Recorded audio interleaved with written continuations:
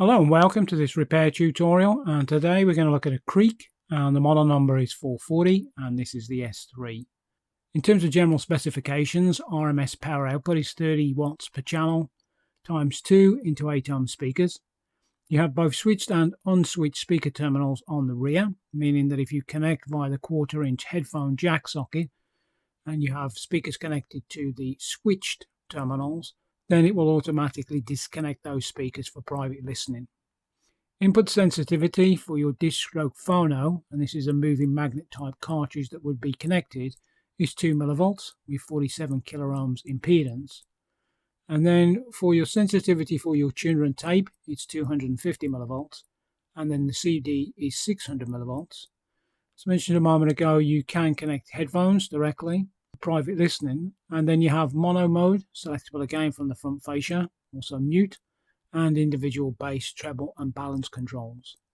Weight of the amplifier is 4.3 kilograms, and dimensions, height, width and depth is 60 by 420 by 185 millimeters.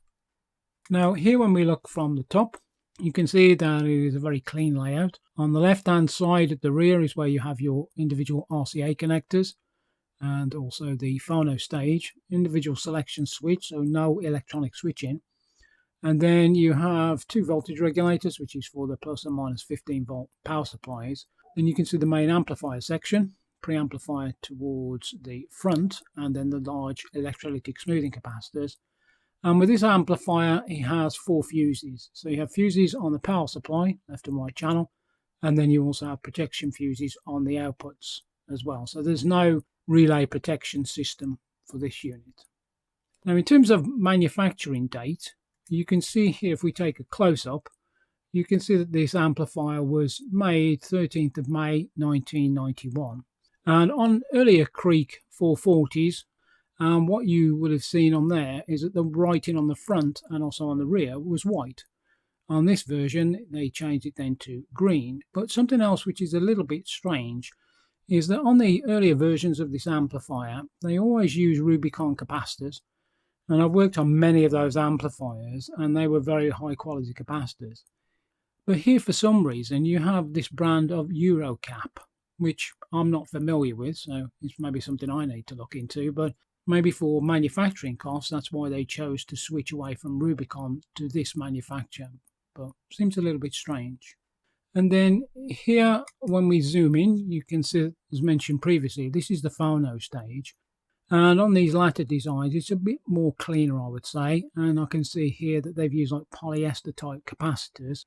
And I would imagine what they're looking to do is just to provide a higher quality level of components. And then in terms of operation, this amplifier does produce distinctive sound. And I'm clear that this is probably one of the leading British amplifiers of that time period and was highly sought after. And now if you can pick them up, normally from auction websites, it's well worth spending the time to do the repair, restoration of service of these amplifiers. Now, what was the issue with this amplifier when it came into the workshop?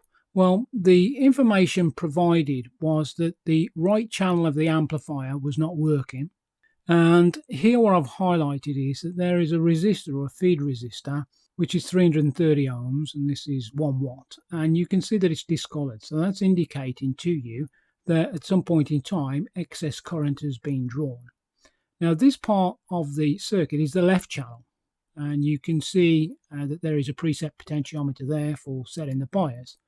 And at the rear, you also have the 2 output transistors, which are bolted to the heatsink.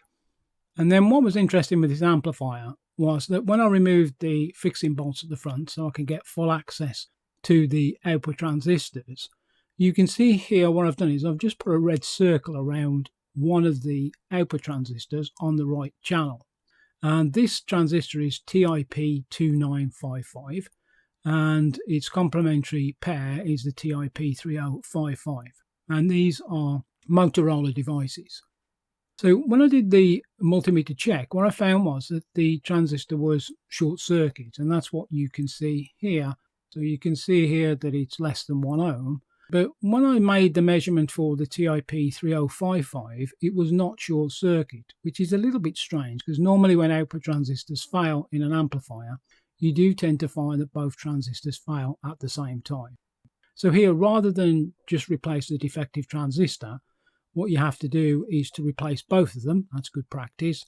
And the reason why I did that is just to ensure that from an operational point of view that it matches the original design of the amplifier. Sometimes if you put more modern transistors into amplifiers, they don't perform correctly, or maybe you can get issues with instability. At the same time, what I also found was that the original insulation, which just protects the tab from shorting directly to the metal heatsink and also forms part of the thermal conductive path between the back of the power transistors and then heat transfer then through to the heatsink. When you lifted the transistors forward, because of course I had to remove the defective transistor, it was as thin as paper. It literally just tore away. So what I've done here is I'll put in some new heatsink pads for each one of those transistors then, and they're quite thick, good thermal transfer of heat, and that just makes sure that you have that uniformity from a thermal point of view. Now, whenever you get a failure of an output stage like you see here, the last thing that you want to do is just simply to replace the defective transistors. If you do that, there is a high probability that when these output transistors failed, other components will have failed as well. And what I would say about this amplifier and the reason why it failed was not directly linked to a failure of the output transistors. They didn't fail, for example, due to an incorrect connection. There was another component that failed in pretty much the earlier stage of the amplifier. So what I do is I just continue making measurements and then verifying that everything is okay. And then what I found then was that one of the driver transistors for that channel was again short circuit. So here you can see that this is a BC640, and again put onto the multimeter and you can see here that we have a short circuit. So now we have two component failures plus the resistor which had overheated, so that's three components that we had to replace. The other component that we needed to replace is one of the protection fuses for the respective channel because it was open circuit, but at the same time I just replaced both. And like many of these amplifier tutorials, sometimes it may come across that it's very systematic, that you just simply walking your way through the stage of the amplifier and you just find each component in turn. But that's not always the case.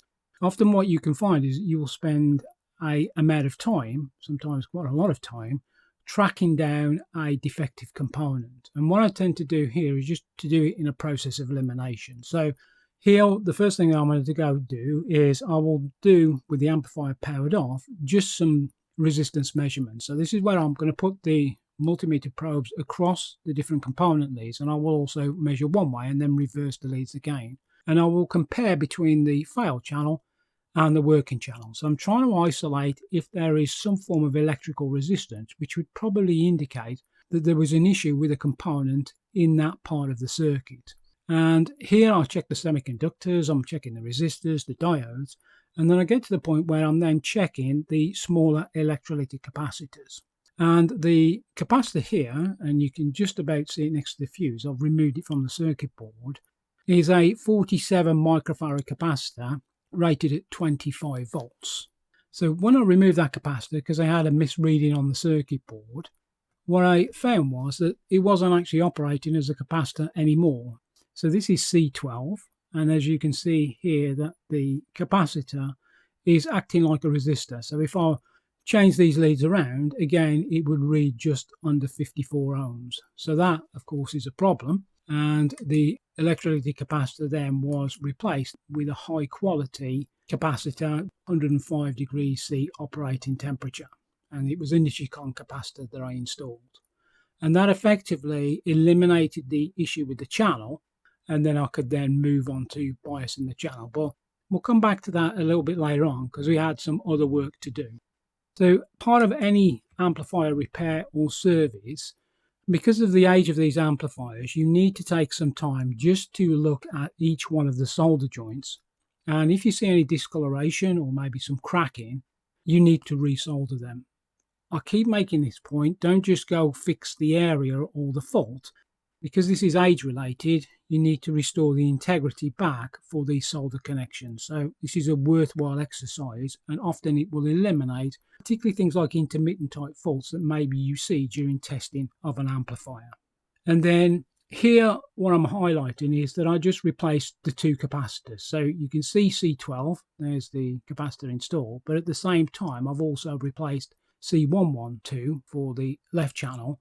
And then you can also see as well the resistor at the rear, and then I've just put a yellow circle around the two protection fuses, and you can see that these are time delay and they are 3.15 amps. And then when I was doing some testing on the amplifier before full reassembly, I did the cleaning via some De-Oxit D5, and you can spray that directly into the individual selection switches, operate them many times to clean the contacts.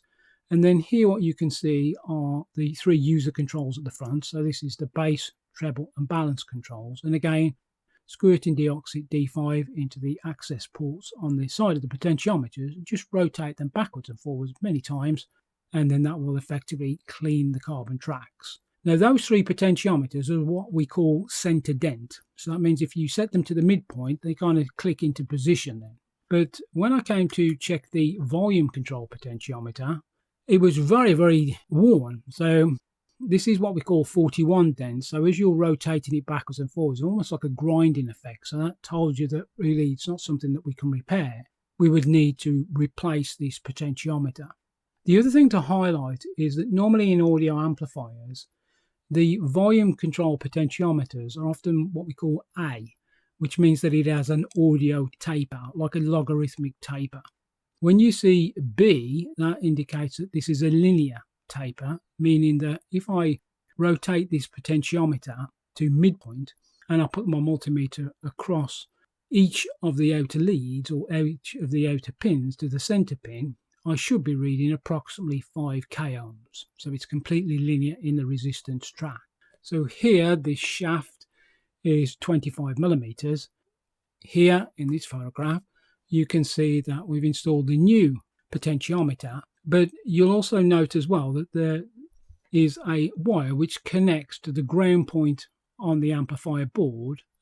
What they've done during manufacture is to solder this ground wire onto the top of each one of the potentiometers. So here, this is the final connection that I'm making, and I'm just grounding it. And it's just to provide, noise immunity. And then sometimes if the potentiometer was not locked into position, you may adjust it, hear some form of electrical noise.